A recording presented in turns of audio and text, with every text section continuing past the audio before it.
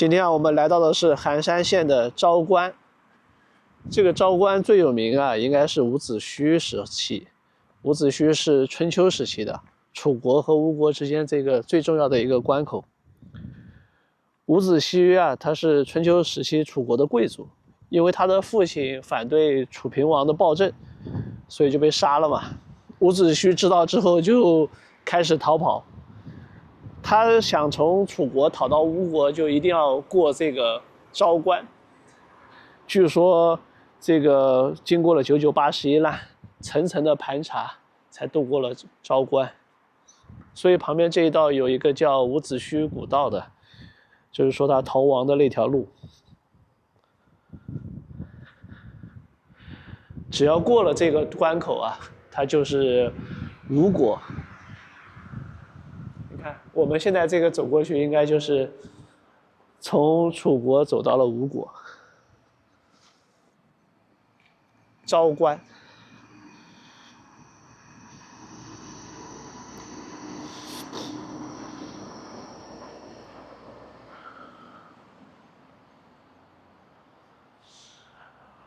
说过去啊，想要渡过昭关呀，一定是要经过重重检查的，因为这等于是一个海关了嘛。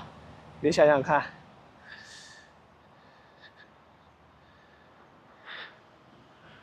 古昭关遗址，1989年的5月份，这个应该是在原址重建的啊。过去这边应该其实都是山嘛。应该是山连着山嘛，然后就是这一个城门，一夫当关，万夫莫开。这个还是古时候的建筑风貌啊，你可以看得出来。旁边的这条路应该是现在才建造的。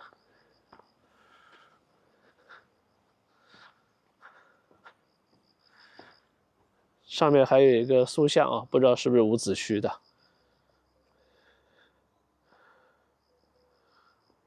我们现在其实是在一个等于是一个山的垭口上面，过昭关。这个是战略要地啊，古时候吴楚两个打仗，肯定这边也是经常打仗的地儿啊。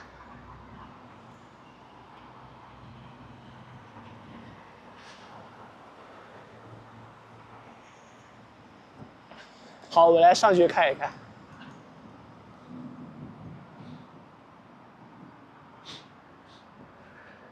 这个青石条啊，很光滑。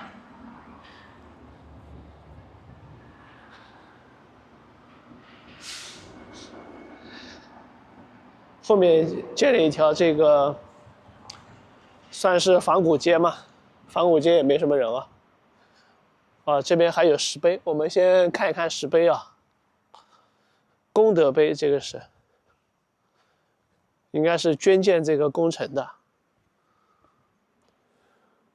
昭关五象祠哦，这个里面就是伍子胥的象祠啊。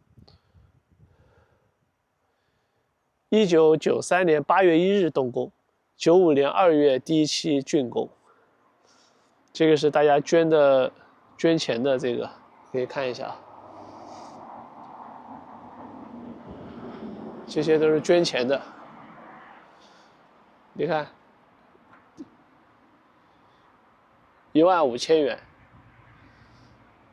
安徽省驻北京办事处捐了1万元，铁道部捐了3万元，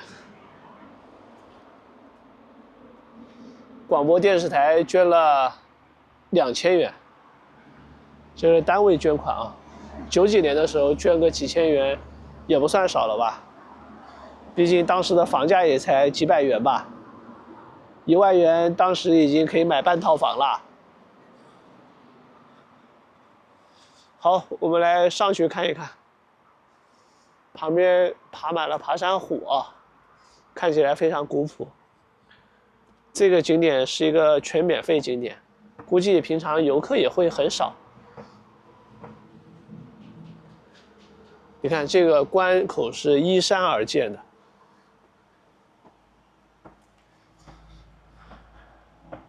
其青石条上面都已经青苔满满了。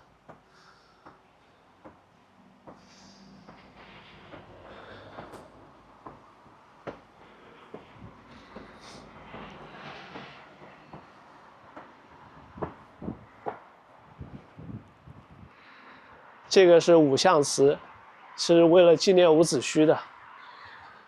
伍子胥可以反抗楚平王的暴政，所以得到了大家的敬仰吧。旁边贴了2个字啊，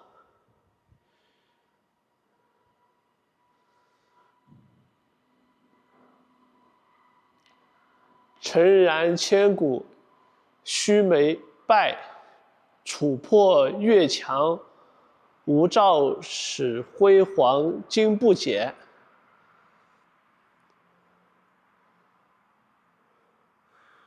最是一身肝什么肝？这是瞻吗？败相殉国，为神育人，英烈悉无多。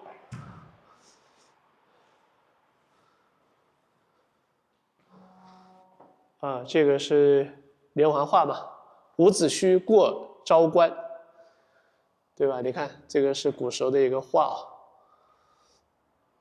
说古时候的昭关是什么样的？春秋时期啊，楚平王听信谣言，占袭为妃，另立太子，太傅伍奢，这就伍子胥的爸爸劝谏，楚平王忠言逆耳，恼羞成怒，就把伍子胥的爸爸给下狱了，抓了。楚平王就让他写信，把他的儿子都骗过来受封，应该是想把他的儿子们都一网打尽吧。所以他的哥哥不知道，就回到了都城，就被抓了。伍子胥就很聪明，他就没有回来。那么他就走嘛，他的爸爸和兄长都被抓了，他就知道了，就开始逃亡。看到他身穿校服，配了宝剑，冲出重围，逃离家门，投奔吴国，借兵伐蜀，推翻这个昏庸的朝政。伍子胥走到了吴楚交界的昭关，群山苍茫，险关雄立，关上挂着他的画像悬赏，重兵把守，严格盘查，觉得应该逃不过去了。这个时候，一个叫这个是东府的老人嘛，从山林中走出来，跟他说不要自投罗网，先到他家避一避，躲了一阵再逃。你看伍子胥一手抓宝剑，一手抓书，这是文人救国的典范嘛。伍子胥在他家住了7天，寝食难安，度日如年，头发一夜变白，愁为报，人已老，一时悲愤交加。伍子胥一夜白头。这个老人安慰他不必悲伤，因为他头发变白了，容貌改变了，别人看不到，就不知道是他了，就可以逃出去了。哎呀，古时候不能染发。然后他又找了2个人跟他长得很像的，让他蒙混过关。之后找了一个很像的人，装作伍子胥被抓，伍子胥趁机逃出了昭关。过了昭关之后，一路吹箫乞食，就是吹箫当乞丐，好不容易逃到了楚国，辅助楚王，当了大夫，兵败副将，然后公元前506年，率军10万伐蜀，势如破竹，报了他的仇，灭了蜀。好吧，这个就是伍子胥过昭关。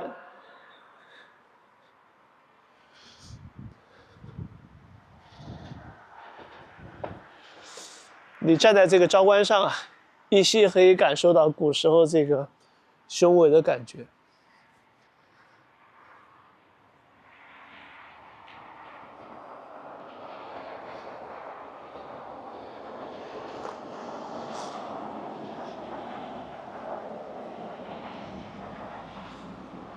可是下面的这个仿古街照的就有一点不伦不类了，干嘛要造这个呢？又没有游客，就很多地方他是想做一些大文旅的，但是往往都是只造了个房子，他没有抓到文旅的精髓。